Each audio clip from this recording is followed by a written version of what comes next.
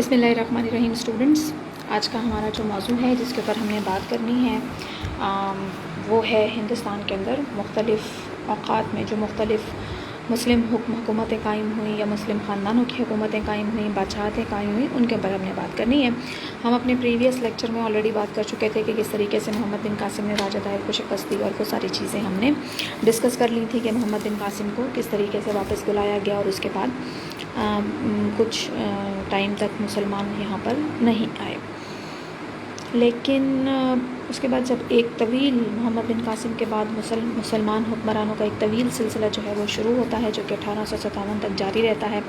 اور 1857 میں انگریزوں کے ساتھ جنگ آزادی ہے جسے غدر کہا گیا، اس کے بعد جو ہے وہ مسلمانوں کی حکومت ختم ہوئی۔ تو 712 سے لے کر 1857 تک کے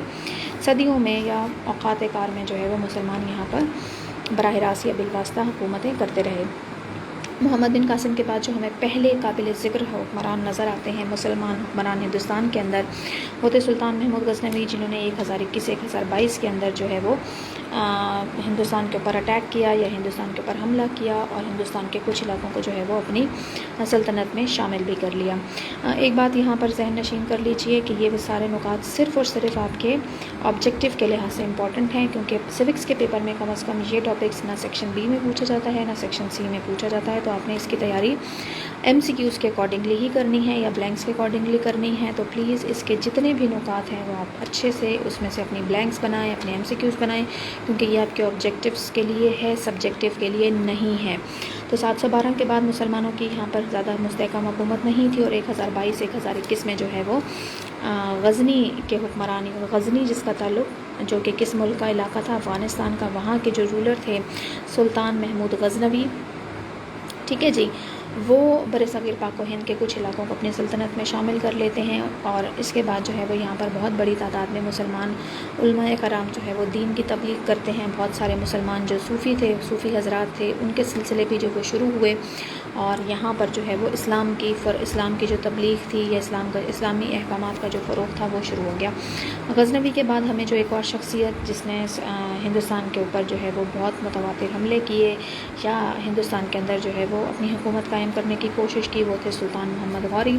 جو کہ 1192 میں ہندوستان میں آ کر اپنی حکومت قائم کرتے ہیں۔ یہاں یہ بات قابل ذکر ہے کہ سلطان محمد غوری نے ہندو تاریخ کے ایک بہت اہم کردار یا ایک بہت بہادر سپہ سالار پرتھوی راج چوہان کو جو ہے وہ شکست دی۔ آج بھی جو ہندو تاریخ لکھنے والے ہیں یا ہندو تاریخ دان ہیں، وہ پرتھوی راج چوہان کو ایک فاتح کے طور پر پورٹرے کرنے کی یا فاتح کے طور پر پیش کرنے کی کوشش کرتے ہیں، لیکن تاریخی حقائق ہمیں یہی بتاتے ہیں کہ پرتھوی راج چوہان جو ہے وہ سلطان محمد غوری کے مقابلے میں شکست کھاتے ہیں، اور محمد غزنوی اور محمود غوری کی حکمرانی کے بعد یہاں پر باقاعدہ طور پر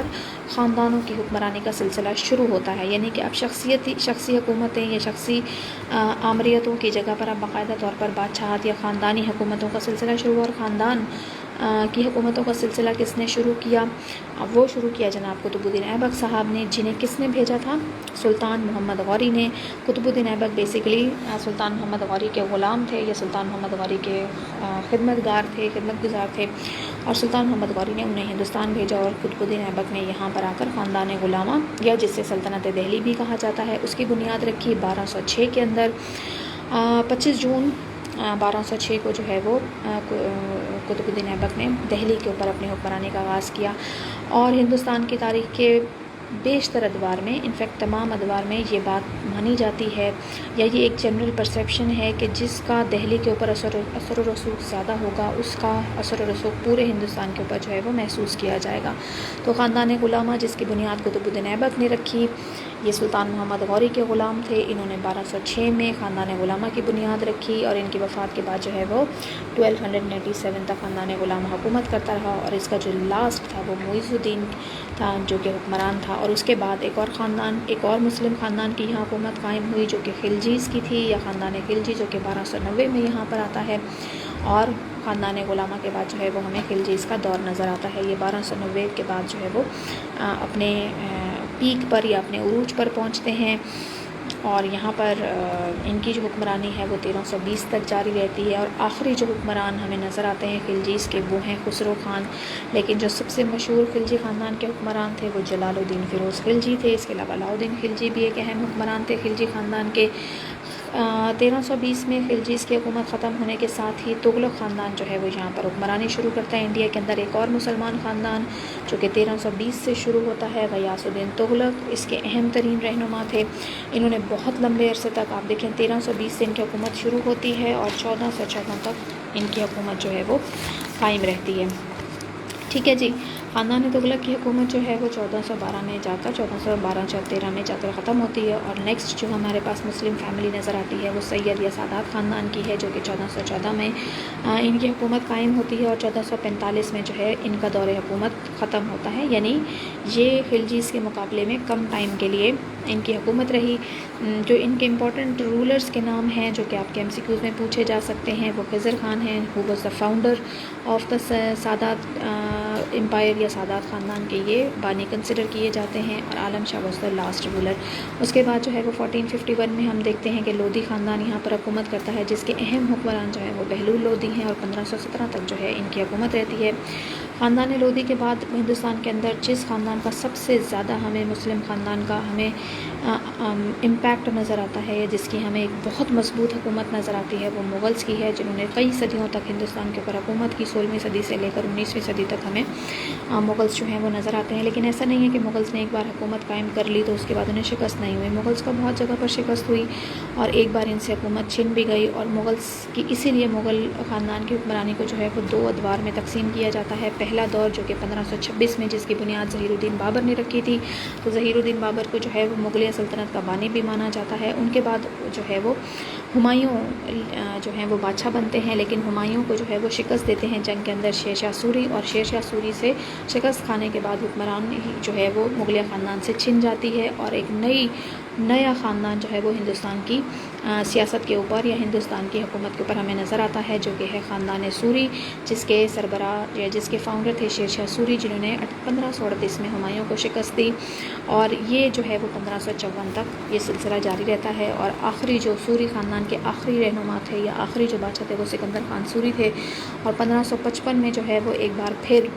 نصیر الدین ہمایوں جو ہے وہ سوری خاندان سے اقتدار چھین لیتے ہیں۔ بہت ایک طویل جدوجہد اور ایک طویل جنگی سلسلہ تھا، اور دوبارہ سے جو ہے وہ مغلیہ خاندان یا مغل خاندان کے دوسرے دور کا آغاز ہوتا ہے۔